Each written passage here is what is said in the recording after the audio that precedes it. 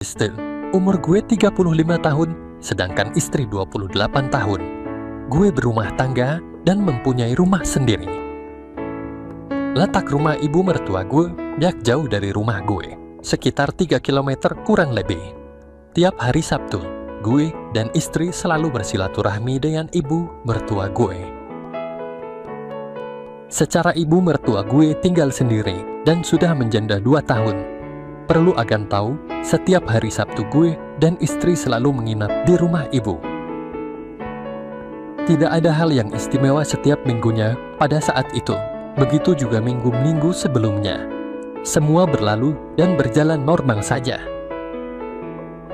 Gue bekerja di leasing motor terkenal di kotaku. Saat itu hari panas luar biasa. Akhirnya gue putuskan mampir ke rumah ibu yang letaknya tak jauh dari klien gue.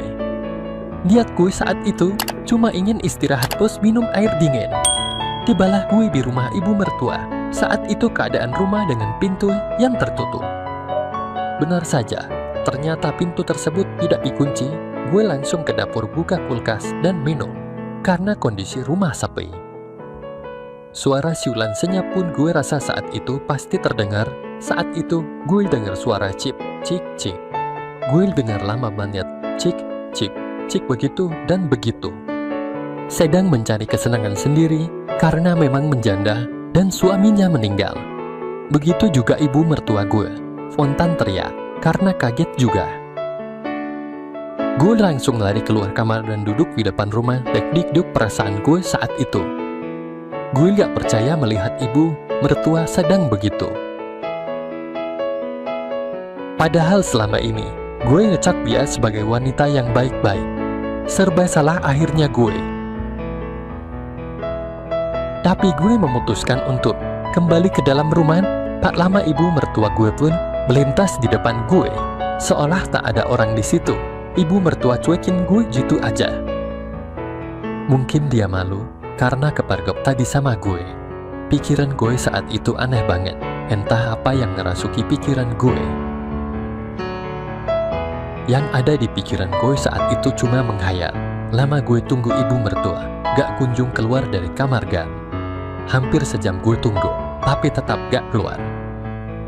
Akhirnya gue memberanikan diri untuk mengetuk pintu kamar ibu mertua. Tok tok tok. Bu.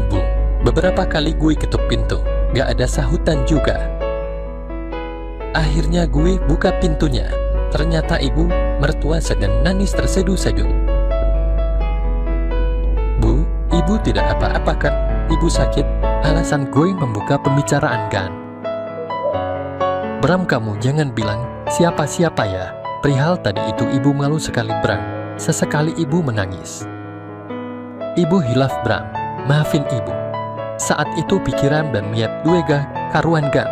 Gue pikir ini keinginan yang jadi kenyataan gan. Sesekali lihat ibu mertua yang tinggi besar. Gambaran ibu mertua gue. Umur 45 tahun, putih bersih, rambut bagus dan cantik. Tidak apa-apa, Bu. Ibu jangan khawatir. Saya tidak akan menceritakan perihal tadi kepada siapapun juga. Ibu mertua tidak bisa mengucapkan kata-kata. Gue pikir karena malu, nangis terseduh-seduh. Terus saya melihat ibu mertua dari atas ke bawah begitu seterusnya. Gue pun memberanikan diri pada ibu mertua. Sontak ibu mertua kaget dan melihat gue dengan rasa ketakutan. Tapi bagusnya ibu mertua tidak menolak. Pikiran gue makin yakin saat itu, Bu, sudahlah jangan ditangisi itu. Bram tidak akan bercerita kok, Bu. Sampai akhirnya pembicaraan gue dengan ibu mertua berlangsung lama dan melelahkan. Dan suasana menjadi santai. Padahal gue udah semangat banget saat itu. Tapi takut ditambah dek-dikduk tak karuan. Antara berani dan takut salah jalan. Akhirnya gue memutuskan kembali ke dapur untuk mengambil air minum. Alasan gue kepada ibu mertua. Saat itu gue merancang strategi yang bagus pada saat itu. Akhirnya gue memutuskan SMS kepada ibu mertua.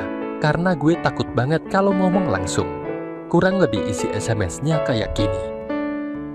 Kalau boleh, Bram kepengen lihat ibu aktivitas kayak tadi di kamar belakang. terkirimlah pesan pendek tersebut. Tak lama, balasannya pun datang Gail. Senang perasaan gue saat itu.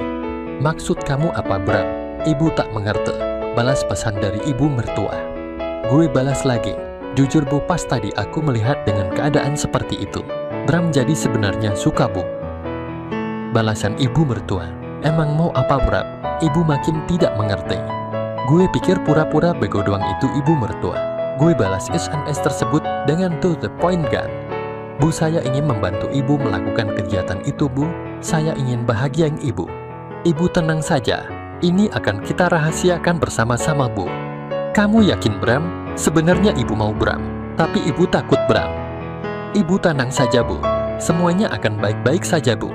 Percaya sama Bram Bu. Ya udah Bram, mari kita lakukan. Ibu juga sudah lama menginginkan hal ini Bram. Dan akhirnya aktivitas ibu mertua yang tadi dia kerjakan sendiri, kini aku membantunya. Agar cepat mencapai tingkat tertinggi kenikmatan yang sesungguhnya.